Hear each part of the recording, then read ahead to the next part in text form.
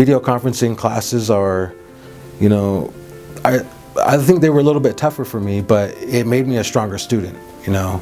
It made me a stronger student because, you know, when you're in that classroom setting, you could just kind of peek in the back and just sit back and listen, but you can't do that in the video conferencing class. You know, I've talked to other students like, yeah, they make you talk a lot. I'm like, well, you're supposed to talk a lot. That's why we're here. We're here to learn, and we're here to share our thoughts and give feedback and learn from each other. And, you know, you can't expect your instructor to teach you everything. You can't expect them to make you learn. You can't blame them because they give you the tools, but, you know, you have to put that extra effort in. You can't be pointing fingers anywhere else because when you sign up for school, it's all on you.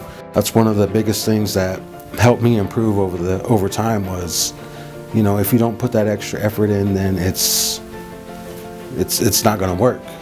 And you have to make sacrifices. For me, it was I quit smoking cigarettes. You don't realize how something like that takes time, you know, out of your life. You know, you like go smoke a cigarette, hang out for 20 minutes. Well, that's 20 minutes you could have been studying. You do that 5 times a day. That's over an hour and a half of your life you're spending smoking cigarettes. And just small sacrifices like that, something, you know, to change your lifestyle. You don't have to rearrange everything, but, you know, there's small little things that you could do to improve your work ethic in school.